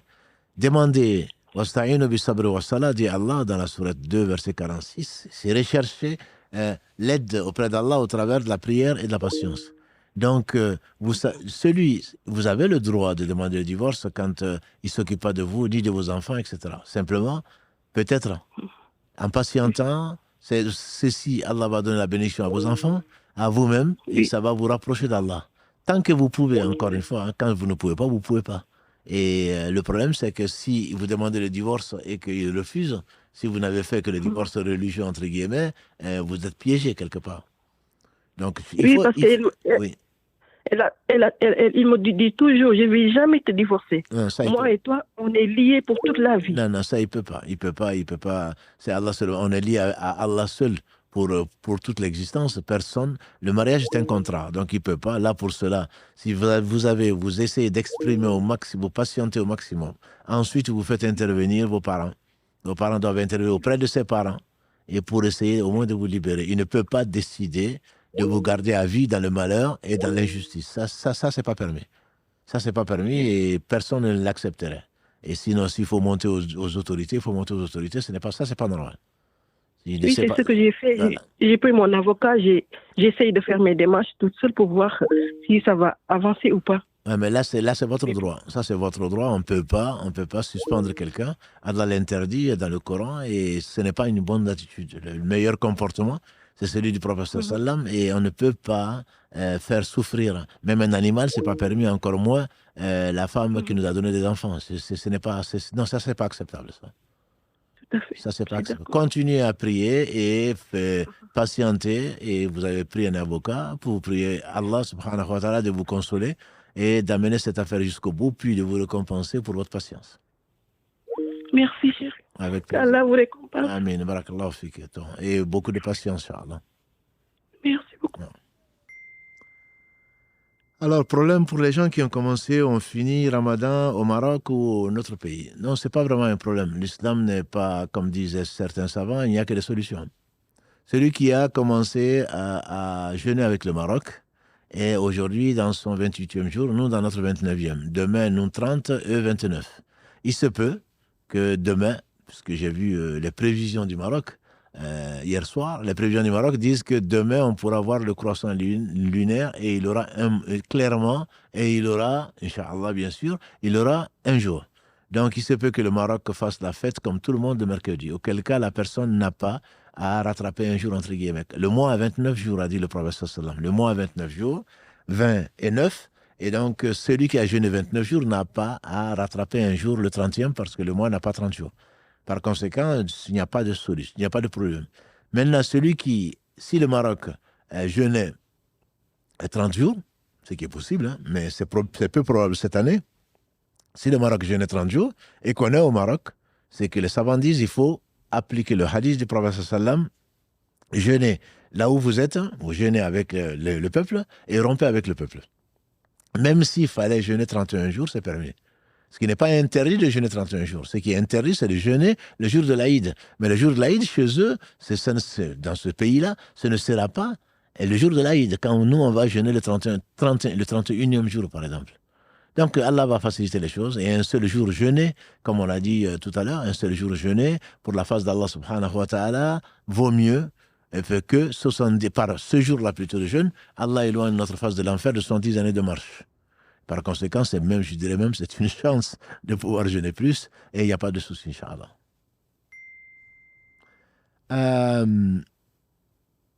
Je vis séparément de mon mari. Est-ce que c'est mon mari qui doit payer la zakat al-fitr? C'est ce qu'on a répondu quelque part à la question. Le mari doit payer la zakat al-fitr. Si vous vivez dans un pays différent, vous pouvez le payer pour vous-même, mais vous n'êtes pas obligé de le faire. Donc le mari sort cette zakat là où il vit, ou il peut également donc vous rembourser, vous dites de le faire, ou vous lui dites non, c'est pas la peine, moi-même je vais le faire, il n'y a pas de souci, vous pouvez le faire et ceci est permis. Comment savoir si nos gestes, notre attitude au quotidien est pour l'amour d'Allah et non pour les gens? Très bonne question. Le simple fait de le poser est une adoration. C'est toujours, c'est-à-dire que Satan va rentrer dans cette intention sans laquelle Allah n'accepte pas. C'est la première condition ou la deuxième condition. La première condition pour un musulman, c'est la sincérité. Donc il faut toujours essayer de travailler.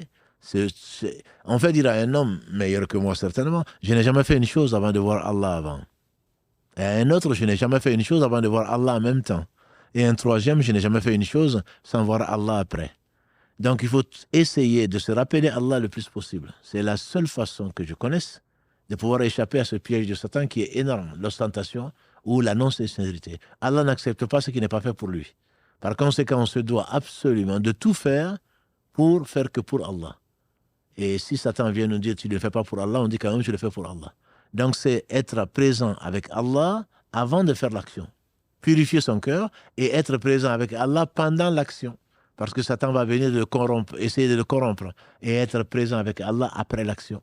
Parce qu'en racontant ce que l'on raconte aux gens, en disant voilà ce que j'ai fait, il se peut que Allah annule ce que nous avons fait. Donc c'est vraiment le travail difficile et permanent, entre guillemets, de l'adoration. Parce que si ce n'est pas fait pour Allah, Allah subhanahu wa ta'ala ne l'accepte pas. Donc alhamdulillah qu'Allah nous assiste et vous assiste en particulier. C'est une très bonne question. Allô, oui. Allô, oui, bonsoir. Bonsoir, assalamu alaikum. Est-ce que vous pouvez éloigner, s'il vous plaît, la source de... Oui, voilà. C'est bon, vous m'entendez? Oui, on vous entend mieux, oui. Salam alaikum. Alaykum salam wa rahmatullah. Oustaz, j'avais une question, c'était par rapport au zakat. En fait, je voulais savoir si on le paye sur ce qu'on gagne dans l'année ou ce qu'on met en épargne. La zakat, il y a deux conditions. C'est l'avoir économisé pendant un an. Donc, c'est l'épargne, entre guillemets, mais l'épargne, c'est si vous avez deux comptes, un compte d'épargne qui va vous rapporter certainement des intérêts qui sont interdits. Donc, mais si sur vos revenus, ce n'est pas sur le revenu, c'est sur ceux que vous n'avez pas utilisés pendant un an lunaire. Voilà. Donc, la zakat, ce n'est pas sur vos revenus dans le sens de vous êtes payé chaque mois, vous allez payer 2% ou 5%. Non, ce n'est pas ça. C'est que vous n'avez pas eu besoin d'une somme X pendant un an, vous n'en avez pas eu besoin. Donc, Allah vous impose d'en prendre un 40e, 2,5% pour donner à des gens qui n'en ont pas. Voilà, qui ont besoin de votre aide. Voilà la source donc de la philosophie même de la zakat. D'accord. Et sur nos bijoux aussi, on doit payer la zakat? Très bonne question. Il y a une divergence entre les savants et entre les écoles. Chez Ahmad, la quatrième école, on dit que oui, même sur les bijoux, même si on les porte. Mais chez l'imam Malik, on les porte, c'est qu'on l'on porte, et l'avis de certains compagnons du prophète sallam, c'est que l'on porte comme bijoux, c'est que la femme porte plutôt comme bijou, n'est pas imposable. Mais bon, si vous voulez le faire quand même, sortir des divergences, vous pouvez le faire, mais on ne peut pas vous dire que c'est une obligation. D'accord, merci beaucoup. Je vous en prie, barakallahu fik. Bonne soirée. Alors, comment distinguer un waswas d'un questionnement utile, nécessaire? Le waswas, c'est l'insufflation satanique. Allah dit dans la dernière des sourates, قُلْ أَعُوذُ بِرَبِّ النَّاسِ مَلِكِ النَّاسِ إِلَٰهِ النَّاسِ مِنْ شَرِّ الْوَسْوَاسِ الْخَنَّاسِ.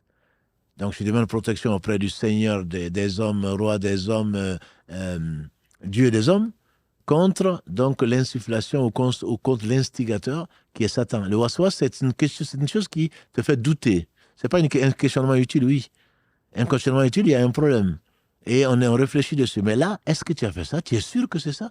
Ça, ce n'est pas utile. C'est vraiment pas utile. Et c'est récurrent surtout, ça revient souvent.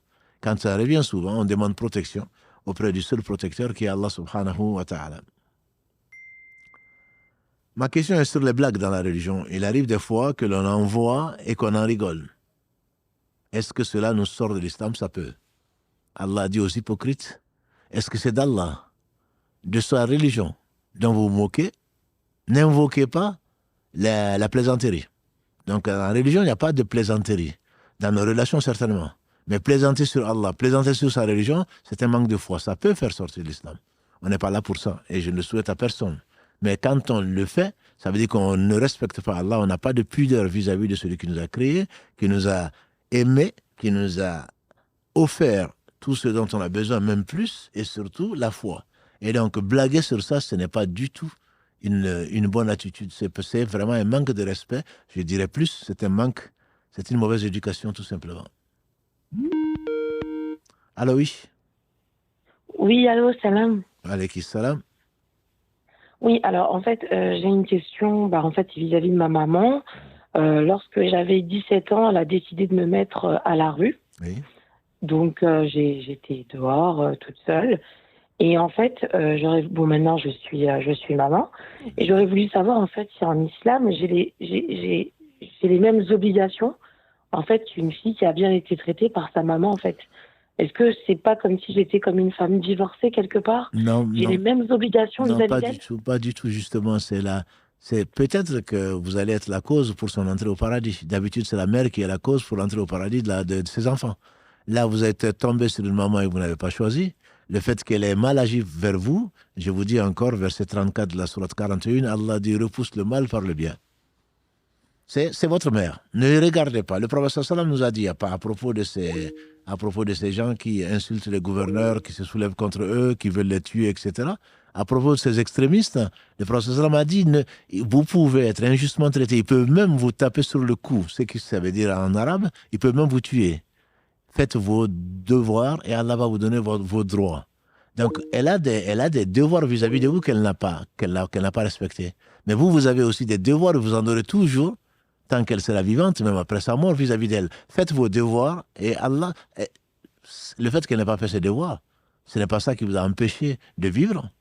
Le fait qu'elle vous a mis dehors à 17 ans, ce n'est pas pour autant que vous êtes SDF. Vous êtes aujourd'hui maman, et donc remerciez Allah et surtout, si vous pouvez, priez pour elle et agissez de la meilleure des façons. Peut-être qu'elle fera partie des gens qu'Allah va guider. Allah dit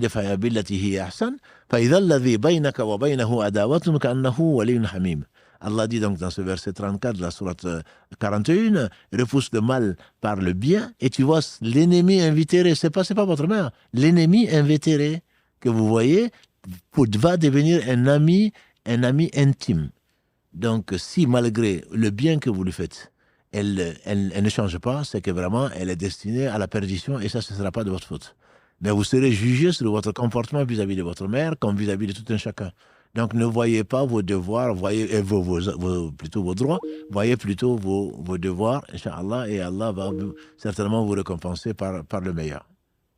D'accord, Inch'Allah, parce que sincèrement, je ne le fais pas par amour, là, je le fais vraiment par obligation. Mais oui, mais l'obligation... Je fais semblant de l'aimer, hein. Vraiment, elle pense que je l'aime vraiment, mais c'est pas grave, c'est qu'elle pense, ça, c'est pas votre problème. Votre problème, c'est ce que Allah sait de vous. Vous le faites par obligation vis-à-vis de votre Seigneur, qui vous a ordonné le meilleur. Après, elle, qu'elle pense ce qu'elle pense, je dirais c'est son problème, c'est pas le vôtre.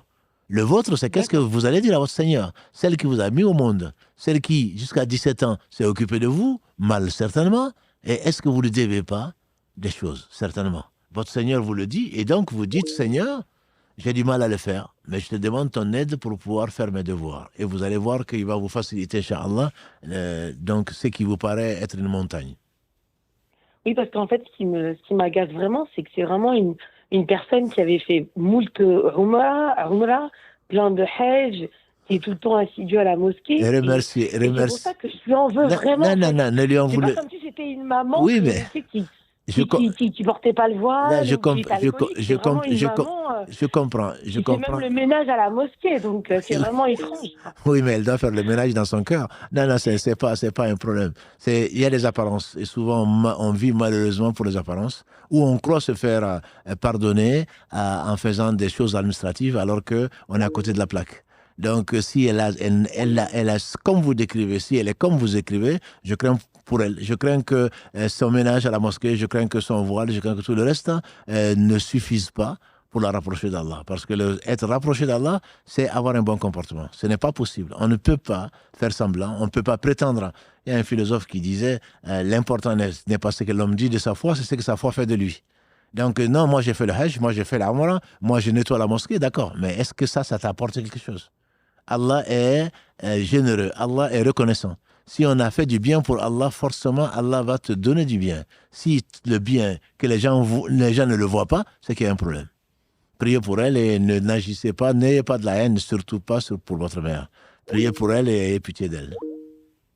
Oui, j'ai décidé de pardonner et d'oublier, mais j'ai toujours quelque chose dans le cœur, donc ça, je ne peux pas l'effacer. Oui, mais pour l'instant, c'est Allah qui va l'effacer. Demandez à Allah de vous aider à l'effacer, parce que, vous savez, ma sœur, celle qui souffre le plus des deux, c'est vous. Celle qui souffre le plus des deux, c'est vous, c'est pas elle. Si encore la rancœur que vous avez pouvait traverser son cœur et qu'elle le ressente, je pense qu'elle aurait changé. Le problème, c'est qu'elle est convaincue qu'elle a raison, elle est convaincue que vous lui devez encore les choses. Donc, celle qui souffre, c'est vous, c'est pas elle. Et donc, Et ce qui est intéressant, c'est que 2 jours après qu'elle m'ait virée de chez moi, Oui, elle a eu des crises d'épilepsie. Donc en fait, elle est épileptique depuis. voilà. Donc, C'est-à-dire que voilà, des fois, elle est... Donc sincèrement, je vais pas être... je voulais dire que je suis méchante, mais quand j'ai entendu ça, bah, j'étais pas malheureuse. oui, mais Parce que je me suis dit, quand même, 17 ans, toute seule dans le coin la Alhamdulillah, nuit, je vous dis, vous n'êtes pas toute seule, puisque vous êtes encore vivante, vous êtes maman, Dieu vous s'est occupé de vous, et donc remerciez Dieu, et c'est ce Seigneur qui vous dit d'être excellente, voilà, et c'est lui qui vous dit d'être excellente vis-à-vis de cette personne qui est quand même celle qui vous a mise au monde. Et chassez cette rancœur-là et demandez à Dieu de vous apaiser. Bon, bah, priez pour moi aussi, c'est très très bien. Alhamdulillah. Bon, bah, merci beaucoup. Non, on va prier pour vous, prier pour nous aussi. Barakallahu fik. D'accord, c'est vrai. Alayhi salam wa salam. Alors, comment atténuer la rancœur envers son époux après qu'il ait été injuste envers son épouse? Alhamdulillah, l'époux doit être le meilleur. Le prophète sallam a dit, le meilleur d'entre vous, c'est celui qui est le meilleur avec sa famille, ou les meilleurs d'entre vous, ce sont ceux qui sont les meilleurs avec leurs épouses. Donc, cet époux, s'il a été injuste, il va le payer. Moi, c'est ce que je dis. Allah est juste. C'est pas son seul attribut, mais Allah est juste. Allah dit dans ce hadith Qudsi que l'on connaît et que j'aime beaucoup, qui a été rapporté par Muslim, qui a été consigné plutôt par Muslim, par Abu Dhar, qui dit, Allah dit, Ya ibadi inni haramtu dhulma ala nafsi wa ja'altuhu baynakum muharrama fala tadhalamu. Oh mes serviteurs, je me suis interdit l'injustice, je l'ai rendu interdite entre vous, et ne vous faites pas injustice. Donc si quelqu'un, que ce soit vis-à-vis même d'un chat, est injuste, il va le payer. Le malheureux de la communauté, a dit le prophète, l'insolvable plutôt, c'est celui qui vient avec beaucoup de prières, beaucoup de jeûnes, comme cette femme peut-être, j'espère qu'elle va changer entre-temps, beaucoup de umrah, beaucoup de bonnes actions, et ensuite, il a frappé un tel, pris le bien de tel autre, et il a été injuste vis-à-vis de quoi que ce soit, Allah va compenser donc l'injustice que la personne a faite, et va prendre ses bonnes actions, et va le donner aux gens qui ont été injustement traités. Et si les injustices ne sont pas finies, n'ont pas été toutes compensées, Allah va prendre les péchés des autres, et il va le mettre dessus, il tombe en enfer. Donc un mari injuste ou une femme ou une épouse injuste vont le payer. Donc l'injustice, si on est juste, c'est pour soi-même. Allah ordonne l'équité. Si on est juste, il faut encore une fois, mes sœurs, mes frères, encore une fois, il faut voir quels sont ses devoirs. Qu'est-ce que c'est que l'injustice? L'injustice, c'est le fait de prendre le droit de quelqu'un d'autre. C'est-à-dire de ne pas faire son devoir vis-à-vis de quelqu'un, d'une créature quelconque. C'est ça l'injustice. Et c'est pour cela que Allah n'est pas injuste. Il est parfait, il n'est pas injuste, puisque tout ce qu'il fait, c'est son droit. C'est son droit. Alors toi, qui vas agir mal vis-à-vis de ton épouse, mon frère, ou l'épouse qui va agir mal vis-à-vis de son époux, très certainement va le payer. Donc si on ne le fait pas, comme on a vu avec l'une des sœurs ce soir, qu'Allah lui facilite, si on ne le fait pas, on sera injuste. On sera injuste. Donc il faudrait chasser la rancœur. La rancœur et la foi ne persistent pas, ne cohabitent pas. L'un va chasser l'autre. L'un va chasser l'autre. Ou l'une va chasser l'autre plutôt. La rancœur va chasser très certainement la foi. Et donc, comme on disait tout à l'heure avec notre jeune sœur, le plus malheureux, c'est celui qui a la rancœur. L'époux qui a fait l'injustice ne se rappelle peut-être même pas de ce qu'il a fait. Par conséquent, il faut, malgré cette rancœur-là, chasser la rancœur qui vient de Shaitan en disant, mon pauvre, si tu savais. Je prie Allah subhanahu wa ta'ala que tu reviennes repentant. On ne va pas lui dire, bien sûr, parce que ça va l'énerver. Il va dire, je ne suis pas injuste, c'est toi qui es injuste. Et Allah sait qui est injuste. Et donc, on va se dire en soi-même, oh Allah, on va demander à son Seigneur de le réformer. Parce que tu l'as choisi comme époux. Et en tout cas, à ce moment-là, tu espérais être heureuse ici-bas et dans l'au-delà avec lui. Maintenant, si tu l'envoies en enfer, ou à cause de toi, à cause de son injustice plutôt, à cause de lui-même, mais au travers de l'injustice qu'il a faite vis-à-vis de toi, s'il va en enfer, eh bien, tu vas attendre. Si tu dois l'épouser au paradis, tu vas l'attendre. Tu vas attendre. Donc, mieux vaut prier pour lui et faire tes devoirs, et très certainement qu'Allah subhanahu wa ta'ala, au travers de tes épreuves, au travers de tes invocations, peut-être qu'Allah va lui pardonner et te pardonner toi également. Allô, oui. Allô? Allô? Oui. Salam alaikum. Wa alaykum salam wa rahmatullah. Alors, je vous appelle parce que, en fait, j'avais une question au sujet de mon petit frère, du coup, et sur des questions de santé mentale. Oui. Parce que depuis qu'il est petit, du coup, il sait, en fait, il sent qu'il est homosexuel, il a eu des relations avec des hommes. ça a beaucoup touché sa santé mentale et son lien avec la religion. Donc il était pratiquant. Après, il a dû s'éloigner un peu de la religion puisque ça crée des dilemmes en lui. Aujourd'hui, il est revenu vers la religion et il est pratiquant, mais ce dilemme reste encore en lui. Et moi, je suis sa sœur, du coup, et je sais que je suis dans le soin et je l'accompagne. Et du coup, je voulais qu'on partage ensemble un peu comment en fait la communauté musulmane, il y en a plein, des frères comme le mien, il y en a plein. Et je pense c'est quelle est la place dans la communauté musulmane, comment on discute aussi avec les fidèles sur cette question-là. Voilà. C'était un peu ça ma question.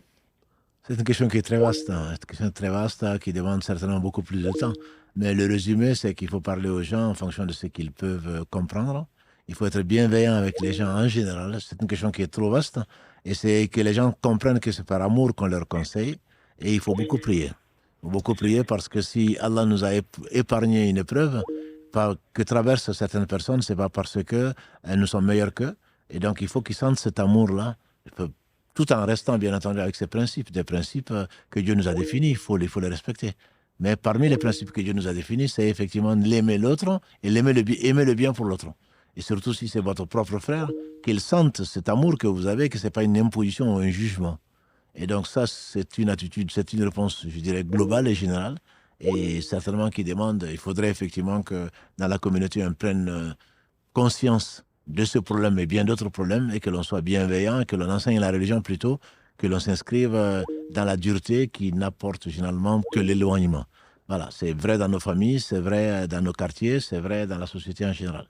C'est tout ce que je peux vous répondre très brièvement plutôt, et peut-être qu'on aura l'occasion d'approfondir la question, Inch'Allah. Et pour approfondir du coup la question, vous pensez qu'on peut se rencontrer pour en parler? Là, je ne peux pas vous répondre parce que je suis plus que débordé. Et je ne pense honnêtement pas actuellement, en tout cas. Actuellement, je ne pourrais vraiment pas vous promettre de pouvoir vous rencontrer au moins dans un avenir proche. Je suis vraiment désolé. D'accord. Et je vous remercie. Barakallahu fik. Salam. Salam. Donc, il est minuit. On va essayer de prendre des dernières questions, Inch'Allah. Que répondre à une personne qui dit je voudrais prier, mais je n'ai pas la foi. Et tu pries quoi alors? Si tu n'as pas la foi.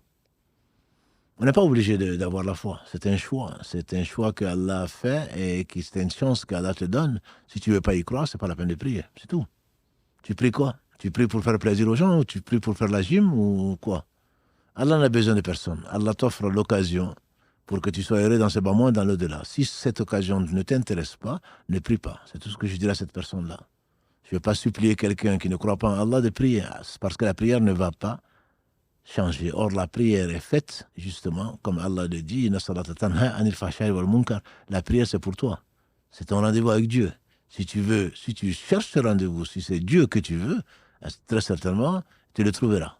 Mais si c'est pour faire plaisir à ton père, à ta mère, à ton épouse, à ton époux, ou à qui que ce soit, la prière ne dépassera pas la tête.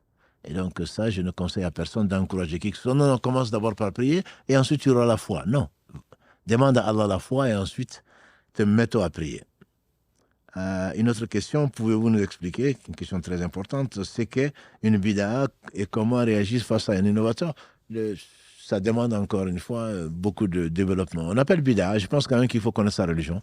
Parce qu'on entend beaucoup de jeunes en train de dire c'est une bid'a, c'est une bid'a, c'est une bid'a. Une bid'a, en traduit, c'est une innovation. C'est quelque chose qui n'avait pas été fait, qu'on n'avait pas vu dans la religion et que tu introduis. Bien entendu, c'est rejeté dans le hadith d'Aïcha qu'elle a lagré, le prophète sallam dans deux versions différentes qu'elle rapporte.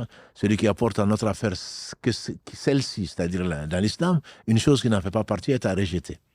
Donc la bid'a, quelqu'un qui fait une innovation, c'est-à-dire qui veut se rapprocher d'Allah par une façon que le prophète ne nous a pas enseignée, est à rejeter. La religion, elle est complète. Ou alors on se fait une religion. Si on se fait une religion, on s'auto-exclut de l'islam. Allah a envoyé un prophète qu'il a choisi, qu'il a béni, il a complété sa religion. Allah lui a fait confiance. Allah lui a inspiré tout ce qu'il faut pour nous aider. Maintenant, si on pense qu'on est plus intelligent que lui, on sort de l'islam. Si on pense qu'il a caché une partie, que nous on a découvert, on sort de l'islam. Mais on n'ose pas, en tout cas, le dire. Si c'est le cas, Si on se met à faire des pratiques, que l'on sache que cette pratique-là n'est pas acceptée de Dieu. Et c'est pour cela que les gens de science disent qu'une pratique qui est faite, un innovateur ne peut pas espérer, ne doit pas espérer être accepté. Ce qu'il peut espérer, c'est le pardon d'Allah s'il revient sur son innovation. Une innovation, le prophète a dit, dans ce hadith qui est connu, « Alaykum bi sunnati », suivez ma sunna, et la sunna des khulafa bien guidée, etc. Et après dire que, et je vous mets en garde contre l'innovation. Toute innovation est égarement, tout égarement conduit au feu.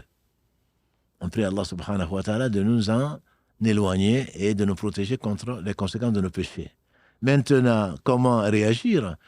La plupart du temps, les jeunes en particulier jugent toute innovation. Donc, il faut déjà apprendre sa religion. Ce n'est pas nous qui définissons l'innovation. Et le peu de science qu'on a, souvent, on pense que c'est ça la vérité. Or, la religion, alhamdoulilah, est très riche. Il y a beaucoup de diversité, comme on a essayé de le traduire avec Si Mohammed la dernière semaine avant le Ramadan. Il y a beaucoup de diversité, qui est une richesse. Je ne parle pas du dogme. Je ne parle pas d'apporter quelque chose dans la religion. Mais souvent, on est extrémiste, hein, et on est réductionniste. Pour nous, la religion, c'est ce qu'on a su. Non, la religion est beaucoup plus vaste que ça. Avant de dire quelque chose d'une innovation, il faut vérifier que la chose ne fait pas l'objet de divergences entre les savants. Je parle des vrais savants. Je ne parle pas de Google, je ne parle pas des pseudo-savants. D'avant comme aujourd'hui, est-ce qu'ils ont divergé dessus? S'ils ont divergé dessus, ce n'est pas une innovation. Je parle des savants encore. Ça veut dire qu'ils ont divergé avec des preuves. Ils ont les preuves du Coran, ou de la Sunna, ou du consensus des compagnons du prophète sallam, et pour dire que cette chose-là n'est pas une innovation. Si c'est le cas, à ce moment-là, nous, on n'a pas le droit de qualifier ça d'innovation.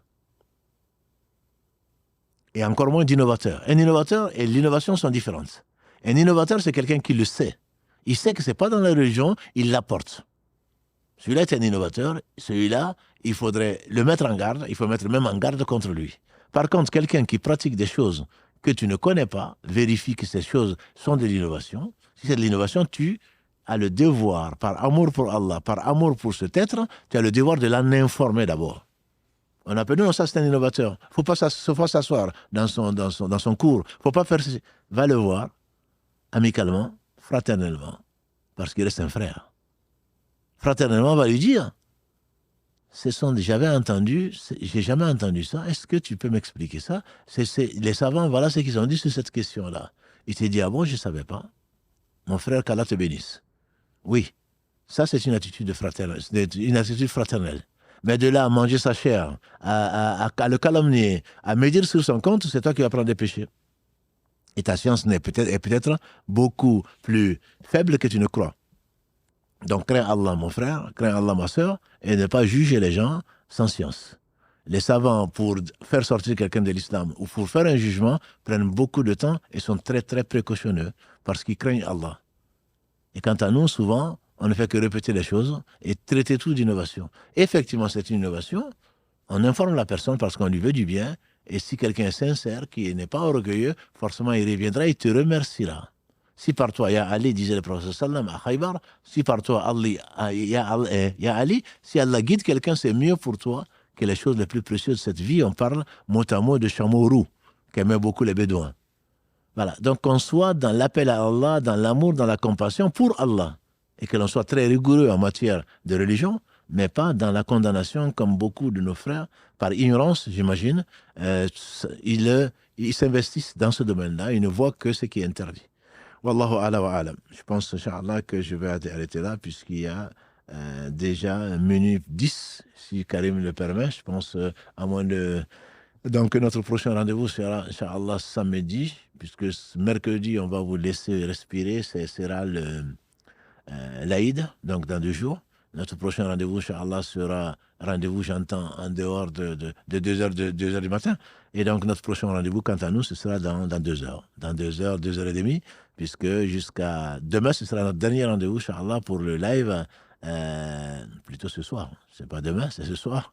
Notre dernier rendez-vous pour le live, donc des 10 dernières nuits de Ramadan, tout en recherchant l'amour d'Allah subhanahu wa ta'ala et sa satisfaction et sa récompense pour nous récompenser pour beaucoup mieux que ce que l'on entend de lui, subhanahu wa ta'ala. Il est le seul à pouvoir nous récompenser, à l'accepter ensuite. Il nous a permis de vivre ce mois de Ramadan. Il ne reste plus qu'un jour Et donc la nuit, la dernière nuit, qui pourrait être une nuit donc bénie également parce qu'elle fait partie du Ramadan, Allah l'a décrété ainsi. Et également, peut-être que ce sera Laylatul Qadr, ce sera la cerise sur le gâteau. On aura au moins cherché, Allah le sait. Grâce à lui, on a passé, j'espère, de très bons moments ensemble. Qu'Allah subhanahu wa ta'ala nous réunisse, comme le disait la première intervenante, nous réunisse tous donc dans son paradis, même au plus degré de son paradis, à cause de l'amour que nous pouvons avoir pour lui et pour lui, que l'on a pour lui et pour les gens qu'il aime, puisqu'il nous a, et qui est pour les œuvres qui amènent à son amour. C'est ce qu'en tout cas on recherche, c'est ce que recherchait le prophète sallallahu alayhi wa sallam, qu'Allah le bénisse, sa famille, ses compagnons, tous ceux qui les auront suivis dans le droit chemin, nous fassent l'honneur d'en faire partie. Donc pour ceux d'entre vous qui comptent veiller encore, et donc notre prochain rendez-vous c'est à 2h30. Barakallahu fikum. سبحانك اللهم وبحمدك أشهد أن لا إله إلا أنت أستغفرك وأتوب إليك سبحان ربك رب العزة عما يصفون وسلام على المرسلين والحمد لله رب العالمين والسلام عليكم ورحمة الله وبركاته.